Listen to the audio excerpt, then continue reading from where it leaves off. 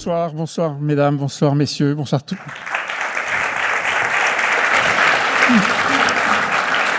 Je suis très heureux avec Rémi Gaudot de vous accueillir ce soir pour lancer ces 4e Trophées de l'Impact. Et oui, c'est la 4e fois que nous nous retrouvons ici au musée Guimet, qui nous accueille de façon toujours aussi splendide. Et pour cette 4e fois, vous aurez aussi la possibilité, après le travail, les réjouissances de la visite du musée qui sera ouvert à tous. Vous savez que cette soirée est une remise de prix d'un autre genre. Il n'y a pas que des prix, il y a aussi des témoignages, il y a de l'émotion, il y a de l'humour, il y a tout ce qui fait qu'une soirée peut sortir de l'ordinaire, peut récompenser des talents, ceux qui ont de l'impact et ceux qui nous font réfléchir et agir différemment. Rémi, comment est-ce que tout ça va fonctionner ? Alors, on va commencer, Nicolas, par une petite question qui ne concerne pas le vote du budget de la Sécu qui t'obsède, je le sais. Qui me travaille beaucoup, oui. Est-ce que tu sais ce que c'est que la résonance différée ? Franchement, je ne sais pas. Non. Tu vas voir que c'est un rapport direct avec l'impact et je vous propose tous de découvrir ce que c'est que la résonance différée en regardant un petit film. Cours, cours, cours, cours! Ils nous ont vus là! On doit retourner à la voiture, vite fait!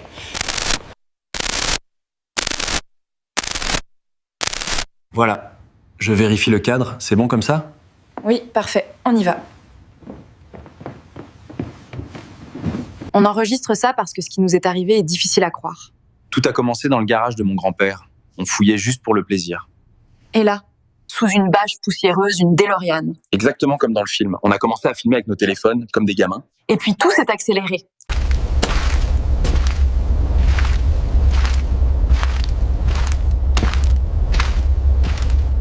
C'est quoi ce bordel ? C'est pas possible.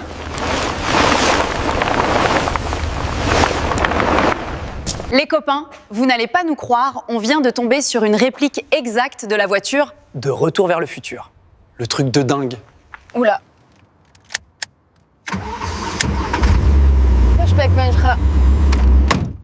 Touche pas à ça. On ne peut pas ne pas essayer ? C'est vrai.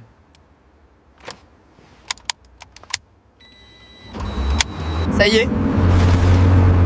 Accroche-toi. On part ! On a voyagé dans le temps. On a voyagé dans le temps. Où est-ce qu'on est ? Je crois bien que c'est le Paris de 1889. C'est incroyable. Je dirais même plus, incroyable. Oui, Dupont.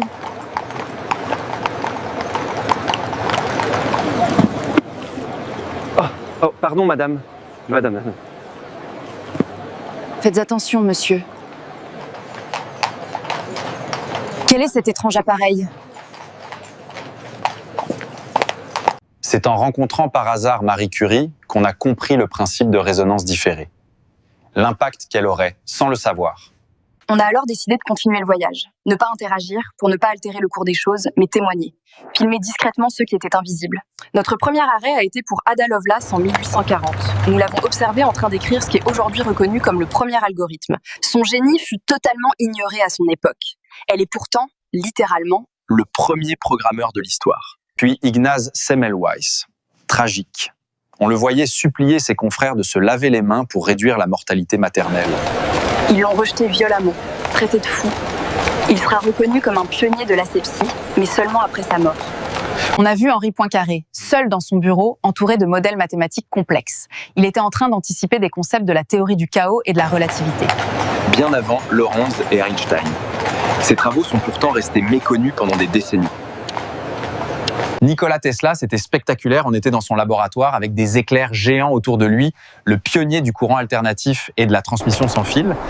Et pourtant, il a été longtemps éclipsé par Edison, alors que son travail fonde toute l'électronique moderne. L'un des plus surprenants fut Konrad Zuse. En 1941, en pleine guerre, il construisait le Z3 dans son appartement à Berlin.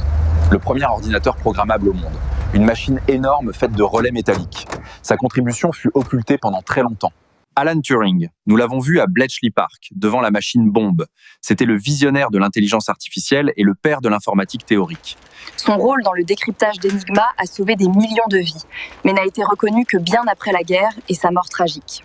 Eddie Lamar. C'était incroyable de voir cette star d'Hollywood travailler sur des plans techniques complexes. Son système de saut de fréquence a été ignoré pendant la guerre. Aujourd'hui, c'est le principe à la base du Wi-Fi, du Bluetooth et du GPS. Un exemple parfait de résonance différée technologique. Rosalind Franklin. On était là quand elle a examiné la photo 51, l'image qui a révélé la structure de l'ADN. Elle a été longtemps ignorée, ses données utilisées sans son consentement. Son rôle est aujourd'hui enfin reconnu comme essentiel à la biologie moléculaire.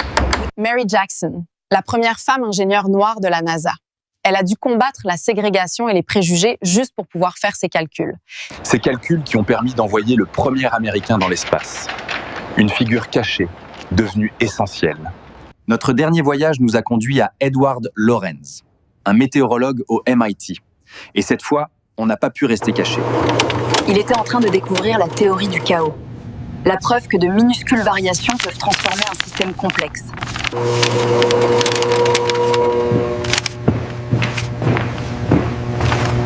Que faites-vous ici ? Regardez, j'ai rentré les mêmes données à une décimale infime près et tout le système diverge. C'est comme si le battement d'ailes d'un papillon pouvait provoquer une tornade à l'autre bout du monde. On est rentré. Tous ces génies ont travaillé dans l'ombre, souvent rejetés. Ils n'ont pas cherché la reconnaissance immédiate, ils ont cherché à donner du sens. Leur impact n'était pas une course de vitesse, c'était une résonance. Un effet papillon de l'action et de la pensée. Ils ont initié le changement, même s'ils ne verraient jamais le résultat final.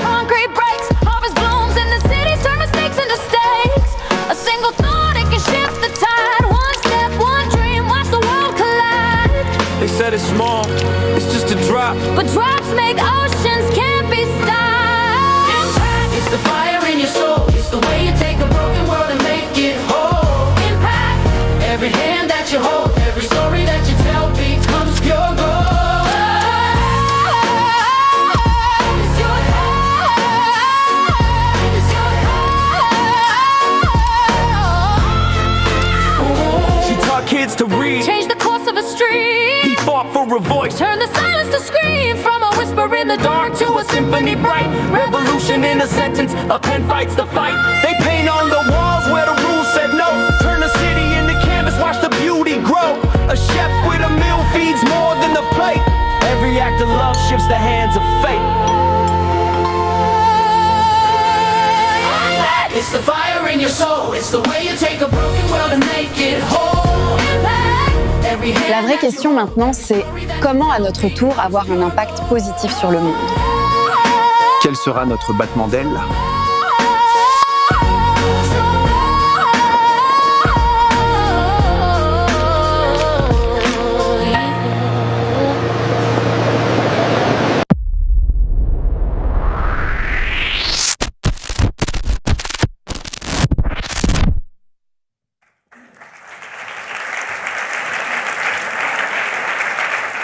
Ben voilà. Formidable, hein, généré par l'IA. Voilà, Nicolas, maintenant on sait tous ce que c'est que la résonance différée. Et c'est une belle mise en abîme pour commencer, parce que finalement, les trophées de l'impact, c'est quoi ?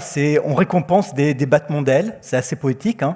Et puis parce que, oui, l'autre mise en abîme, c'est que ça a été réalisé à 100% par intelligence artificielle, qui est la technologie de rupture qui a l'impact le plus important depuis peut-être 1, 2, 3 siècles. Et tu as des détails sur la manière, le temps que ça a pris, combien de techniciens... Oui, alors clairement, ce film de 8 minutes a été fait par une seule personne, un garçon avec qui on travaille, qui est patron d'une start-up qui s'appelle Polaria, vous avez vu sa signature, Cyril de Souza Cardoso, avec qui on a fait aussi un bel événement sur l'intelligence artificielle. Avec... Oui. Avec une égérie complètement artificielle. Absolument. Donc il a travaillé seul pendant 5 jours avec un budget colossal, 290 €. 290 € pour payer les abonnements à toutes les applications et les outils. Donc il a généré les dialogues, il a fait les prompts pour la vidéo, il a créé les personnages. Et à la fin, il y a même le scénario qui s'est généré un peu automatiquement. Ouais. C'est incroyable. Les images, les portraits, les visages sont les vrais. Les visages sont inventés. Ils sont inventés. Mais Marie Curie, par exemple, elle ressemblait à ça. Bien sûr, absolument. Oui. Les vrais visages, à partir de photos, on arrive à générer des visages.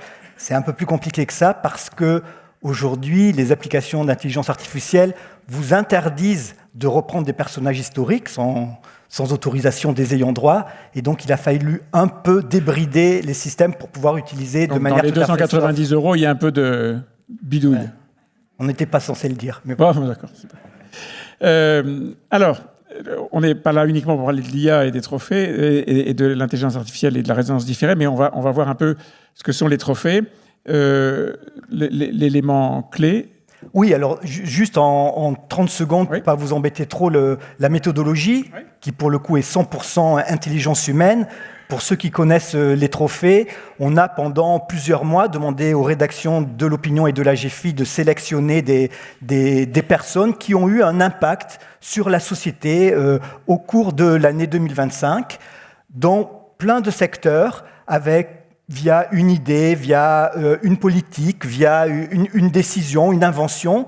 Et puis ensuite, on a demandé à un élément très important de nos trophées, à un jury de faire le choix de trouver 3 nommés et un lauréat parmi les nommés. Voilà, donc vous l'avez compris, ce ne sont pas les journalistes qui ont sélectionné les lauréats que vous allez applaudir ce soir, mais un jury qui est très important, qui s'est réuni 3 fois, avec à chaque fois à peu près 3 heures de délibération. Donc c'est un vrai beau travail qui a été fait, assez controversé.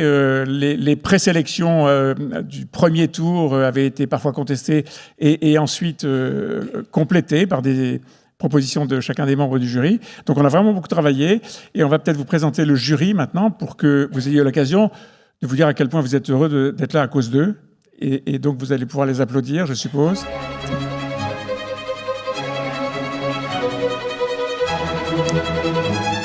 Ah, c'est là, vous le... Oui.